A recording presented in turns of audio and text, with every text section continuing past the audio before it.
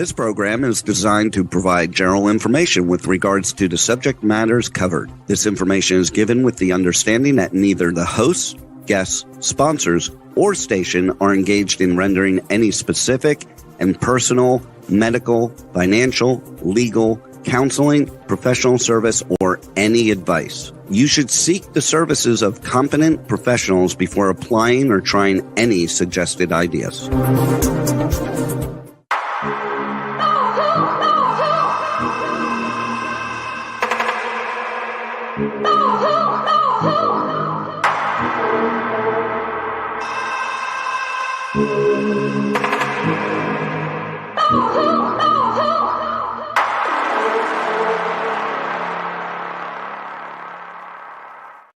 Good morning, true seekers and true crime junkies. We are back again with Nanette and the Hit the Road Jack Finding the Zodiac podcast.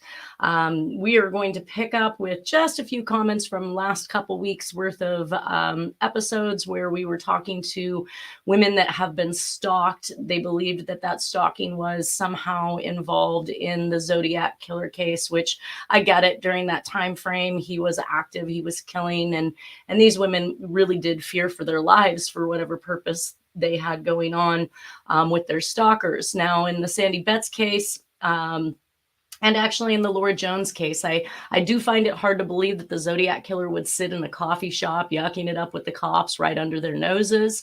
I know that the Zodiac bragged about getting out from underneath the cops on some occasions, but it wasn't as if he was actually hanging out with them. Or that he would take the chance of writing anything that could lead to his arrest while letting people know that it came from them, because they are regulars at the establishment. So while I do believe the stalkings were real, Sandy seemed to be involved with some really unsavory crowds, as well as having an in with the cops, and that kind of probably made her a little bit dangerous to those unsavory crowds, because she could be, cross delivering information back and forth between the two. And it seemed to me that she was being stalked or intimidated in a fashion in which somebody wanted her to keep her mouth shut. Now, when we get into the 80s, the late 80s, when she starts finding a lot of these pieces that she attributes to the Zodiac case, it's, to me, sounds probably more like she's been involved, she's been on the news, and we've got these wackos and weirdos that are coming out. I mean, I even received phone calls from people threatening that they were the Zodiac and going to kill me. So people will do some stupid things.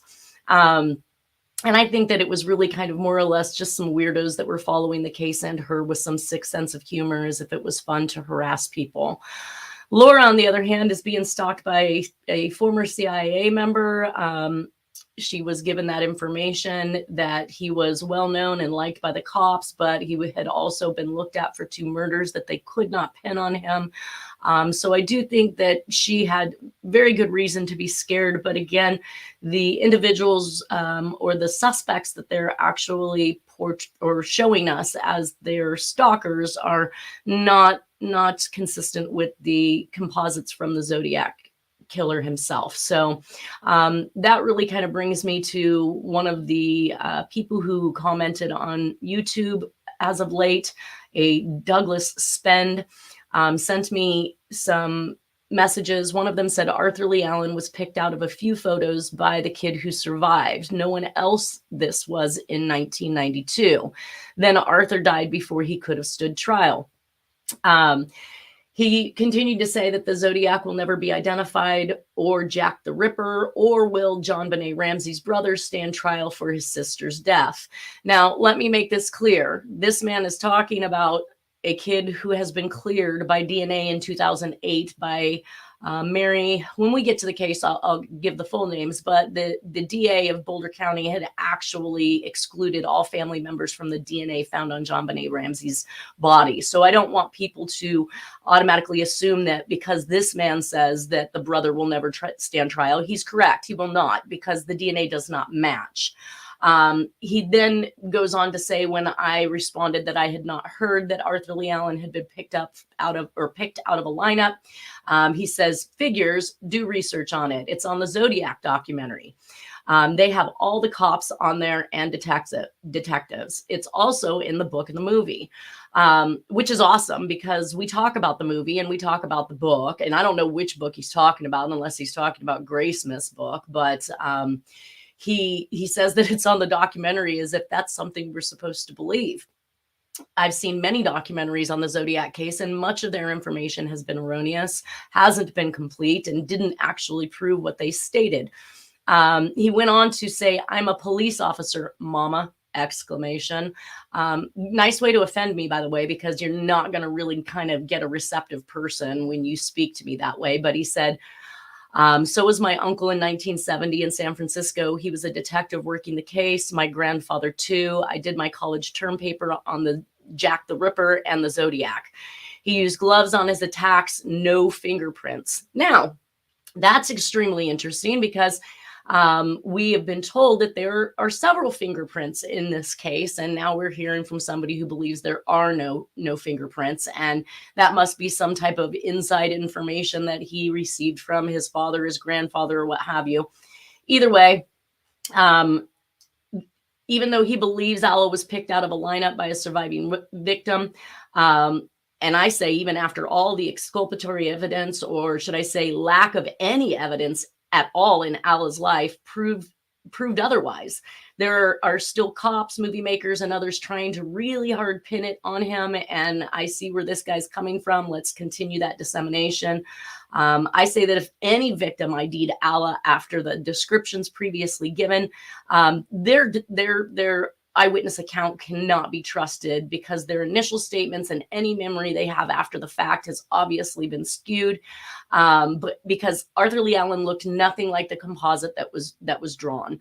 So to continue to press that issue, or to continue to say that Arthur Lee Allen is the Zodiac, is just absurd, considering it was a police officer that gave that well-known composite that was drawn of the Zodiac. And I'm going to trust that person's memory and that person's identification abilities because they're trained to do that far better than anybody who was under attack by gun, by knife, or otherwise. Moving on. Oh, maybe not. Yes. Come on. There we go. Now, there had been some controversy between Sandy Betts and I in regards to the hood. And so she had forwarded over some information, including additional articles. I thought these things were great avenues to kind of pick up and show what it is that I have been talking about. And I'm probably repeating myself, but it bears repeating at this point. Twice now, I've seen people make the claims that they have seen the hood, including a third individual, or twice now. Sandy Betts referred a gal to me that also believed she knew who the Zodiac Killer was. And for whatever reason, her story was very much similar to Sandy's in that she had stated that it was 2 pieces.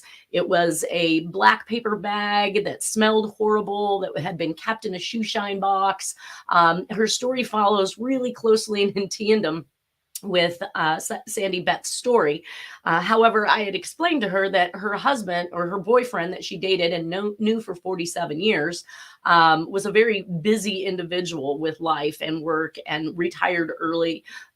Things that the Zodiac wasn't doing. Obviously, if you're out gallivanting around killing people, you're not literally working a job to an early retirement.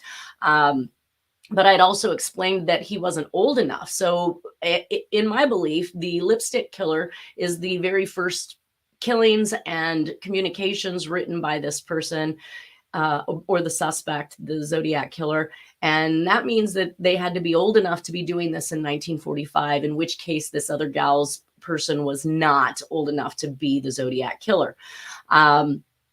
And so now that both of these people have described this 2-piece costume, and it's really hard to get Sandy to understand that it is not 2 pieces, nor is it a paper bag turned upside down. You will not find the words "a paper bag turned upside down" worn as a mask in any of the literature and any of the information that is out there on the Zodiac case. It is not what we see in Robert Graysmith's rendition that he drew for his book. And it didn't include a shawl that went down the chest area. Again, nobody described it as a second piece.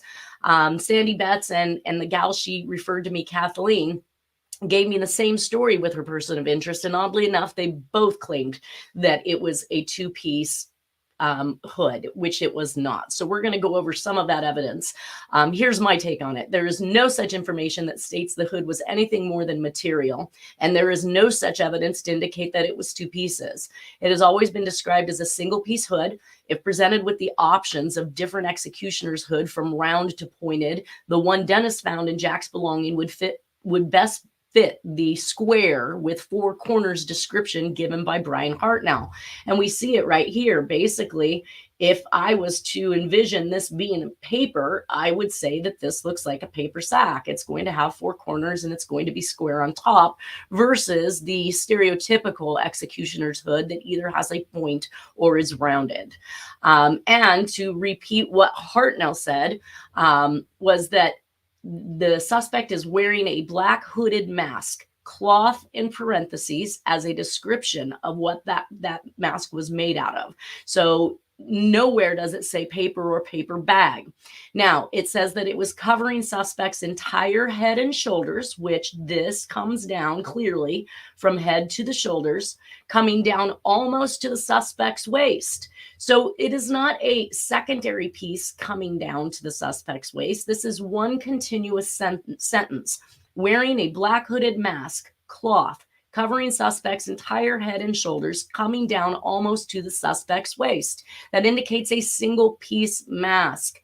The victim stated on the front of the, and now this is where it becomes descriptive on the officer's part, victim stated on the front of the four-cornered type mask. So they're talking about the entire mask, not just what's over the face, the entire hood itself.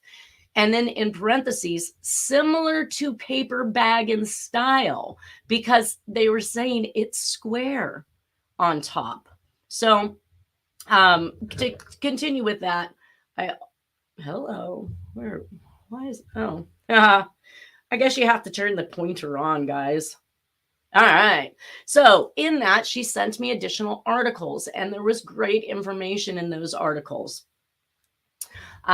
First off, I'd like to note that the ones that she sent me look like they're from the Vallejo Times Herald. And of course, the Vallejo Times Herald had a completely different name for the Zodiac, which was interesting. They called him the Code Killer. Very different from the San Francisco Examiner and the Chronicle calling him the Zodiac. I did find that even the newspapers couldn't figure out how to spell people's names. I mean, we just saw Hartnell spelled as Harknell by the police officer taking the report. You'd think these things would be extremely important to have correct, but I see it all over the place. I've seen Cecilia's name spelled C-E-C-E, C-E-C-I, or just Celia, C-E-L-I-A. So it's kind of all over the place and left for us to kind of determine. It is my belief that her name was spelled C-E-C-E-L-I-A based on the reports. But again, if we see them misspelling Hartnell's name, then what are the chances they also misspelled hers? But right now they talked about the suspects seen at Lake Berryessa by three girls about 3 hours before the stabbing of Miss Shepherd. Also, they talked about the Zodiac Killer was in full-blown delusions. They stated that he also maybe hopped up with narcotics or dangerous drugs at the time of his murders, which may account for the laughing frenzies he goes into. Now, this was something shocking that Sandy had shared with me. I did not know that this was something that the Zodiac did. It appears as though it was actually done in the Lake Berryessa stabbing. So as he is stabbing, he is literally laughing in some type of a frenzy. I do know that there are many references and instances of Jack having been on narcotics, methamphetamines. He talks about acid, I think LSD, several different types of drugs that literally could have caused somebody to go into that type of frenzy while they were killing. Most importantly, in this article, it goes on to say that there was also speculation that the squarish black hood worn by the killer at Lake Berryessa may be similar to those worn by some motorcycle gangs, or the idea for it may have originated in a comic strip, which shows an executioner with a squarish black hood and big eyelets, plus a curlicue symbol on his chest. Or it may have been a combination of both, they said. Knowing the Zodiac and knowing his references to comic strips, to newspapers, to media, to books, to movies, it is likely that this came from a comic strip. So I'm calling out, if anybody out there knows what this comic strip is that they're talking about, I would love to be able to take a look at it and see if that squarish type hood is exactly as they stated from this comic. Either way, the fact that they called it square-ish meant that it was not square, nor was it square on top like a paper bag turned upside down. So it just kind of reinstills that they're using this as a way to give an analogy to what they believe that the hood looks like, not that it is actually square on top with four corners on top. It is a four-cornered hood. That means two at the top, two at the bottom. Another one in the Vallejo Times Herald, it said, according to the description given by Hartnell, the attacker was wearing dark clothing, a shoulder-length hood with holes cut for the eyes, and clip-on glasses that showed through the hood. He flaunted the gun sight emblem of the hood where it came over his chest. So here again, we have a description by the newspaper, in which case it states that this hood came down to the shoulders, but went on down over the chest. And as Hartnell stated, almost to his waist. So I did see in here, he said he escaped from, let's see, from Deer Lodge State Prison, Montana. But then it follows up in the rest of this article and says that he was an ex-con from Boulder, Colorado, which I did find kind of interesting, because at the time that this stuff is happening, Jack is in the middle of a separation from Doris Reynolds. Her father is some high up guy in the federal penitentiary system, and he's actually living in Boulder, Colorado at the time. So I feel like some of these statements, and I do know that Doris Reynolds said that after she had left Jack, before she came back to California, she had gone to Boulder, Colorado to visit her family before she returned back to California. So these may just be clues that also instill the fact that Jack is our suspect, since he is using coming up with false information, because they did find out that nobody had escaped Deer Lodge State Prison in Montana, and no guard had been killed. So they were able to show that information was false, but he's drawing on true memories is what I think. And that, again, leads me right back to Jack. Now, they said at the bottom here that Fong headed to Rancho Monticello to alert authorities. Now, if the Zodiac is reading these newspapers, as I suggest he is, because he's showing that he has knowledge of what they're saying about him when he continues to write again.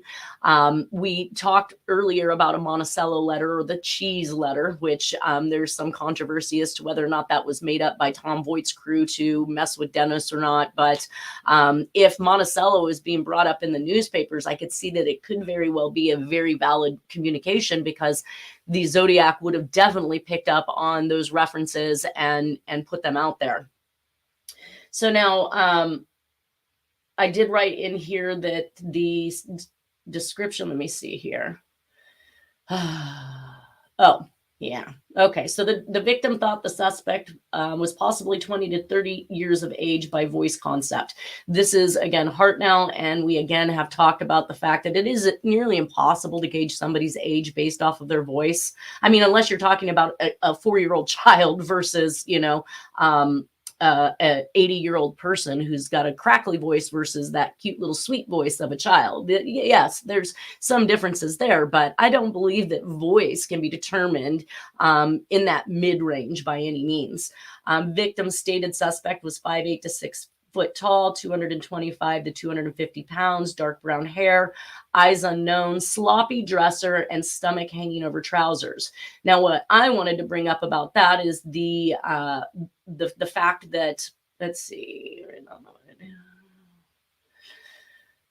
is the fact that the 3 teenagers that witnessed what they thought could have been a suspect at Lake Berryessa was dressed neatly, nicely, well-built, looked nice. all of these descriptions that all three of these girls gave were not consistent with what Hartnell said, which was that he was a sloppy dresser, that his stomach hung over his pants, that he was overweight, and he had this pot belly. So we're looking at obviously two different people. So at best, if this individual had any involvement at all, it could probably have been a pickup ride or a lookout, but he certainly wasn't the actual killer. So we're not looking at that individual anymore as who we should be looking for the Zodiac, at least in my eyes. I think that he can be ruled out based on the fact that the description of him does not match what Hartnell saw. In further in these articles, again, we talked about the ex-con from Colorado, that he stabbed the girl while laughing in a frenzy, and the suspect reports they are 2 miles. Okay, so the suspect, when he calls in, actually reports in this article that they are 2 miles north of park headquarters. So the individual would have to know the area quite well, be very familiar with where the park park headquarters was. We see a lot of reference to parks, forests, rangers, park stations, all of these things that are revolved around the Zodiac case, you're going to continue to hear. And we've already heard some in previous murders, people who actually work for the park or the park rangers, and their loved ones being killed in that particular area as well. So it's going to be a theme that keeps on occurring. And Jack is extremely familiar with parks, forests, RV camping, and lake areas all over the United States. He quotes them in his own writings, so we know that that is true. They also indicated in the article that the door had been written on with a black felt tip pen, which led me to another YouTuber comment who indicated that the individual had to be standing up when he wrote, and wrote extremely hard with heavy pressure. And it kind of made me giggle, because when you're talking about a felt tip pen, you don't need pressure, nor could you really determine pressure, especially on a car. I mean, it would be awfully hard to indent a car with a felt tip pen in order to make it appear as though they wrote with heavy pressure. But the article went on to say that the cross lines inside a circle used to represent the crosshairs to a telescope gun sight. So at this point in time, we're not hearing the words Zodiac. They do have a wide range description from one eyewitness to the next. I think, again, that has to do with the ability for somebody to witness what they see, recall and remember without all of the other trauma that's involved in the actual act. But so to kind of narrow it down, we have brown hair, 5'9" to 6 foot tall, 20 to 30 years of age. Again, Mike Mageau was not a good source for that. And obviously, I do not believe that Hartnell was a good source making his guess based off of a voice. But 200 to 250 pounds with a husky voice, and adding later curly hair, reddish brown, and a lumber in his walk. So if your suspect doesn't walk with a lumber, doesn't have back issues or possibly leg issues, they're likely going to be excluded just on that note alone. Of course, the curly hair, the reddish brown, all of this is consistent with Jack Terrence. But I just did a cross reference back and forth, like I said, where the three girls said muscular build, rather nice looking, well built, rather nice looking, was fairly nice looking with a round face. All of these do not coincide with the sloppy dresser, stomach hanging over the trousers that Hartnell gave. The description of the attacker at Lake Berryessa does not match the description of the three teenage girls, where they concurred he was dressed nice, muscular, or well-built, and looked nice from Hartnell's dress sloppy and stomach hanging over pants. I just repeated myself. Sorry, guys.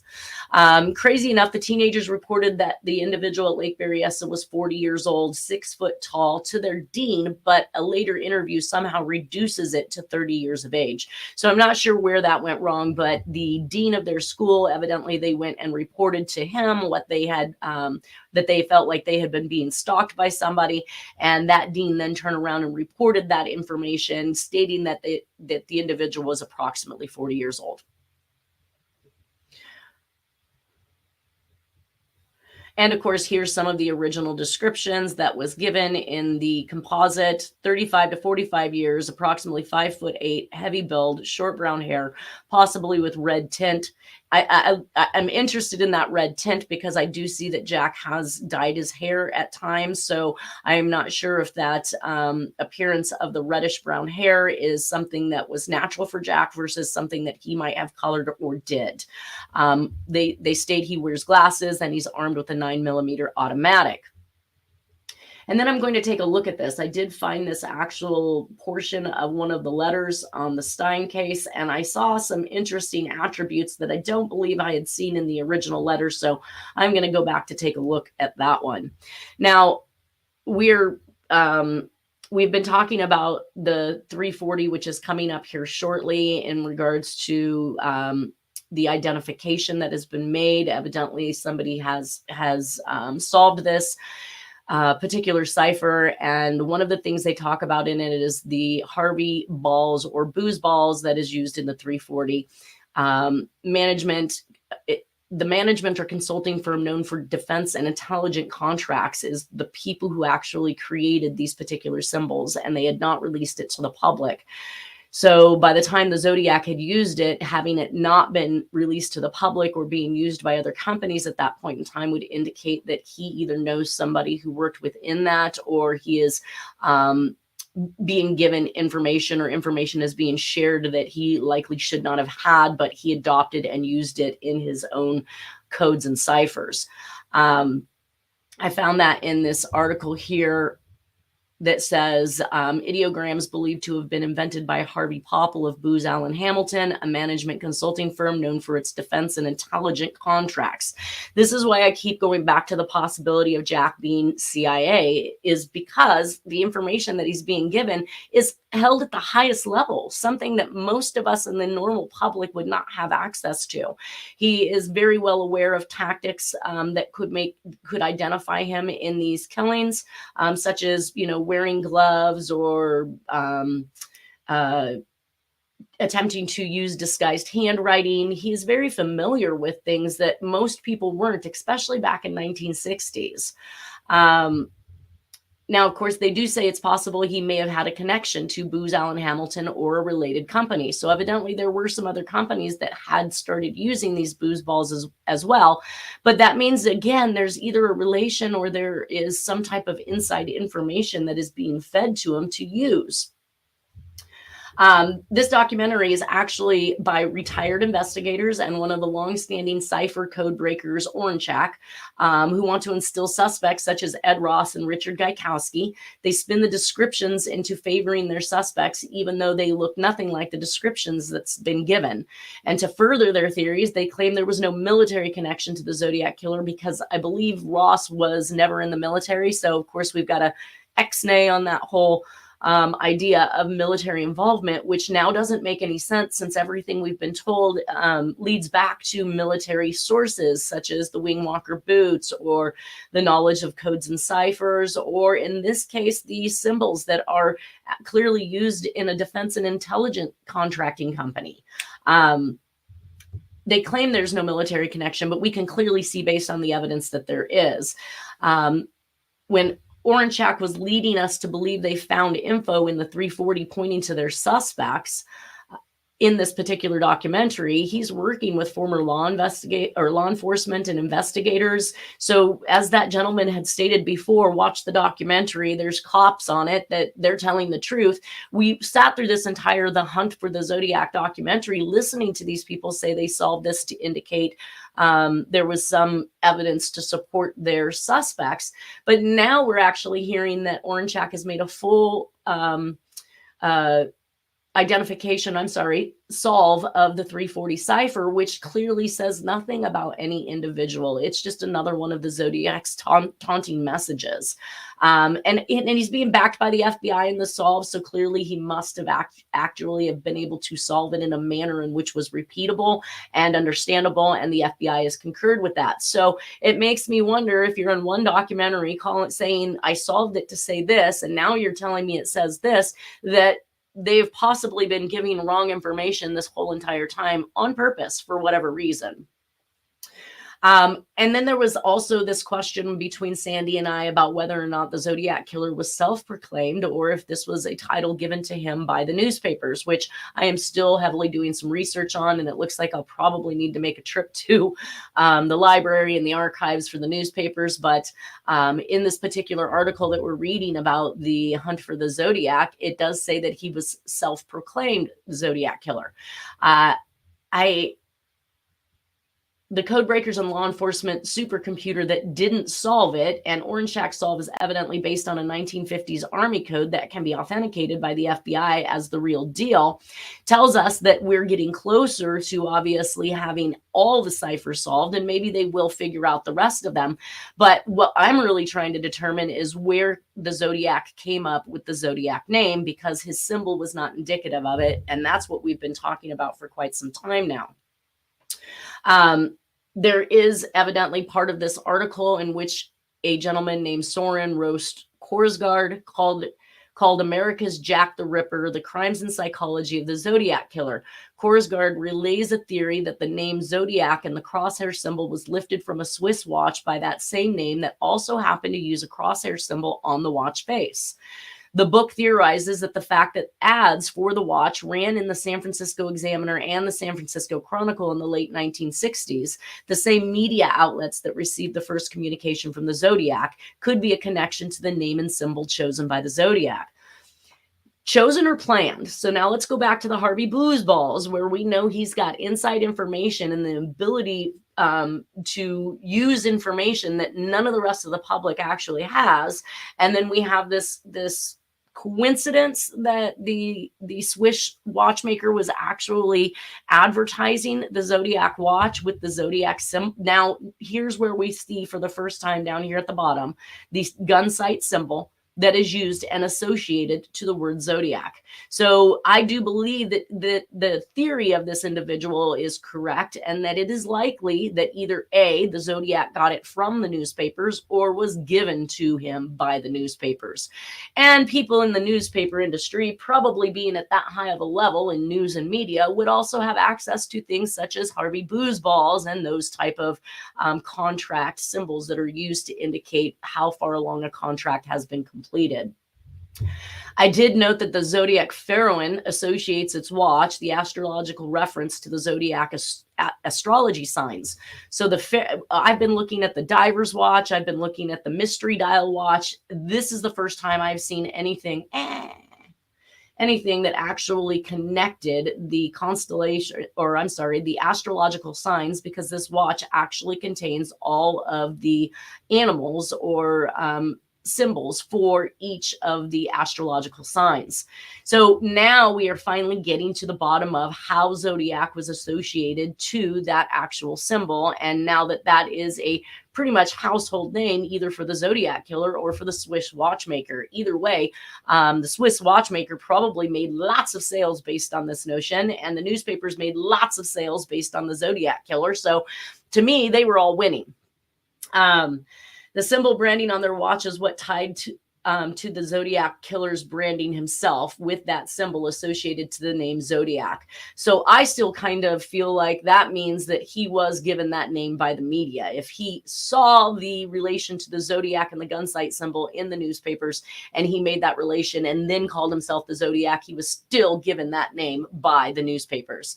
It's really a little too neat for me, and I hardly believe that the Zodiac Killer would fashion himself off of anything unless it was a parameter of the job as the Zodiac Killer, because he is not likely wanting anybody to make money if he's just a killer. He would literally not be caring whether or not he promoted or assisted in any of these efforts, let alone helping the newspapers to make as much money as they did off of his stories.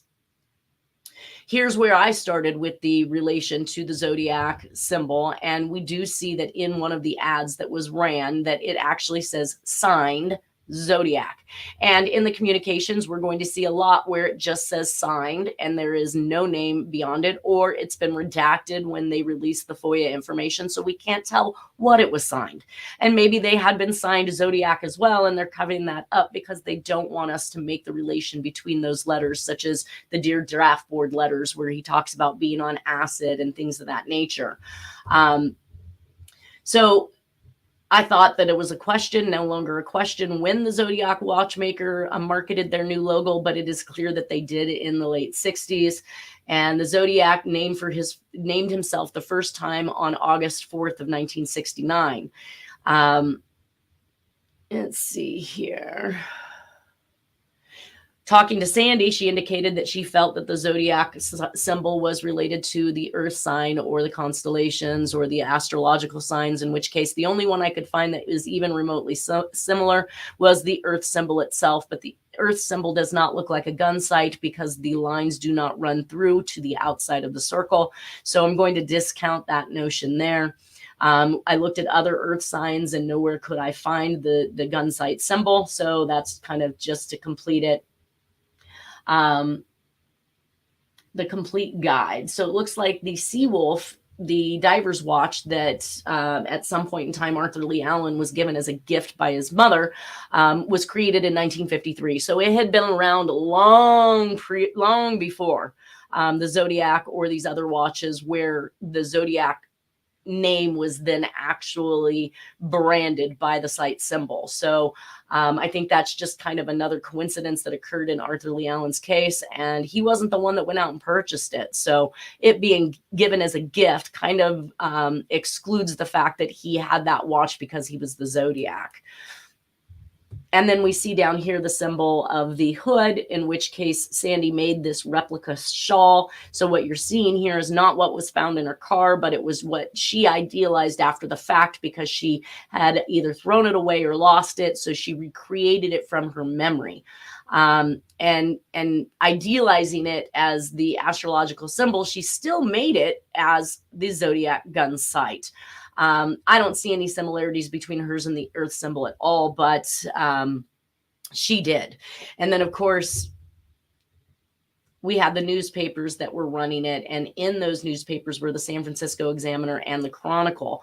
Of the newspapers that ran it, Sports Illustrated, Sunset, New York Times, Los Angeles Times, San Francisco Examiner and Chronicle, Atlanta Journal, Baltimore Sun, Boston Globe, Buffalo Courier Express, Chicago Tribune, Cincinnati Enquirer, Cleveland Plain Dealer, Dallas Times Herald, Indianapolis Star, Miami Herald, Philadelphia Enquirer, Pittsburgh Press, Syracuse Herald, Post Standard, and Washington, D.C. Post. If you take a look at these newspapers that were running the Zodiac watchmaker's ad in 1969, it says over 100 million readers are going to see this Spacetronic ad on the Zodiac watch.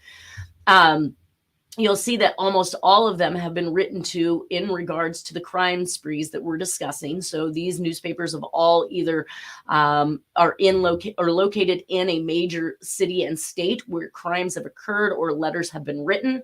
Also, it associates with the extortion victims, I guess, if you will, as the FBI labeled this case, because I believe that they believe, aside from the killing, that the newspapers were being extorted for this front page access when they were more than happy to run this front page access. It made them millions.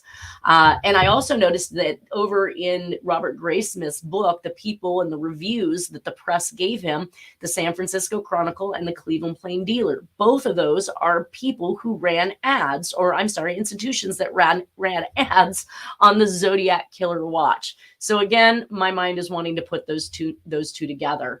And I guess this is to make the newspapers look like victims that they're being extorted so that no one will suspect that they could be perpetrators of this crisis instigation or in some way benefiting from that news at hand. That brings us to some information that I was given by Sandy in regards to Tom Voigt selling the case facts, claiming all the police knew.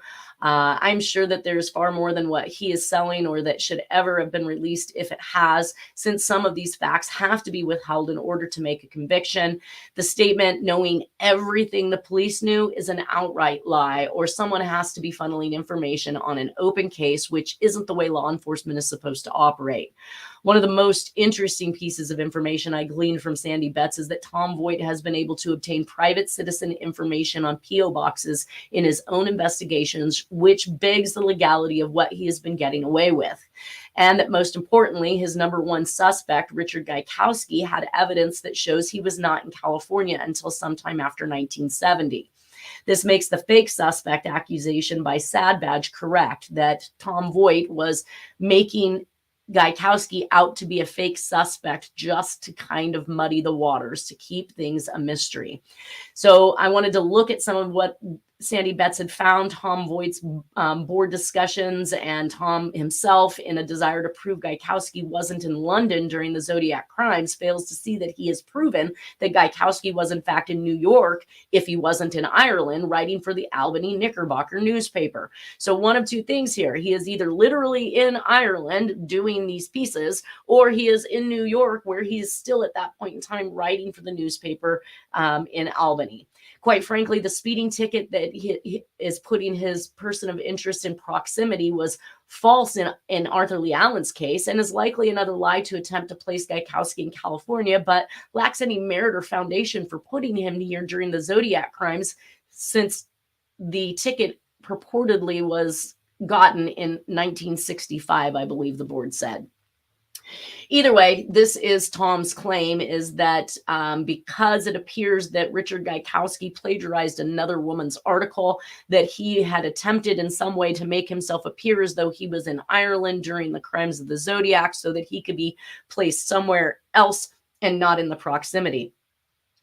Now, I look at these particular statements. So he pulls out one that says, if they get control of this city, they will kill us in front of the walls, as they did during the siege. If one person who's on the rioting line doing this march has stated this, the likelihood of every single person on this march in this walk would have probably been using the same rhetoric, saying the same exact things. And so it would not be unlikely that in an interview that Gaikowski would have heard exactly the same thing this other reporter did. I don't know that that means that it's proof that he plagiarized anything, as much as that's likely what everybody in that state, city, whatever it was actually stating at the time. So to continue on, Sandy is the one that brought this to my attention, because she had read many of Gaikowski's articles. She'd also indicated that that the information, she contacted one of the people who were interviewed by Gaikowski in this particular article, and that individual indicated he had in fact been interviewed by a male investigative reporter, though he could not remember his name, because obviously she's making this inquiry 20, 30 years after the fact. But either way, she even believes that she has proof and can support the fact that he was in Ireland during this time. I went and I looked at some of the things going on with Richard Gaikowski. Again, these are his pictures throughout the years. His pictures are nothing consistent or nothing like the Zodiac composite. His nose is much bigger. His face is much thicker. He's a much bigger guy. His hairline is completely different. There's lots of differences that are going on here between these two. Yes, he's wearing glasses, but we do find that he was born in 1936. This would have made him approximately 33 years old in 1969. And the article that I'm going to be showing you is the I believe the obituary by his lover, Trey, which is another thing that Sandy filled me in on, is that Gaikowski was gay. He was a humanitarian. He was a hands-on type investigative reporter who got down and dirty. He got in with the migrant workers. He got into the marches. There is some speculation that he even got himself put into a mental hospital in order to break a story on something that might have been going on in there, though Tom's board would like you to believe that he had somehow lost his mind for some temporary state, ended up in the hospital. But then when he got out, what, did he just go back to normal? Everything was clear and fine. He never wound up in there again. Typically, people with mental issues will find themselves back in a mental institution or some type of trouble. It isn't a single instance. So I start to wonder myself as to whether or not Gaikowski was there trying to break another story. Okay, so my timeline that I show for Gaikowski was that he was born and raised in South Dakota, and approximately May or June of 54, he finished high school at 18. Fall of 1955, he completed 1 year at college. So by 19 in 1956, after May at some point, because he did 1 year, goes into the Army for 2 years. And in 1958, he returns to college and finishes, which I would presume would probably be the balance of the 3 years for a 4-year term. Not exactly sure, but it states in 1961-ish, he heads east and works for the Albany Knickerbocker News until 1970, when he actually moves to California. Gaikowski moves to Martinez in 1970, it says, and finally to San Francisco, where he is starting businesses and making films by 1976. So again, we have an individual that is far too busy with his own regular life. If he's accomplishing all of these things, he is not running amok, killing people. He just simply would not have the time for it. It's not a person that is gallivanting around. He's writing, and where is his handwriting for this examination? We have an author, we have a newspaper writer, we have a filmmaker. There had to have been some samples of handwriting around for Gaikowski. So if anybody has any of those too, get with me. I would love to take a look at his handwriting and do a cross comparison. I bet he's actually been excluded, or otherwise we would have seen some document examiner out there making that identification.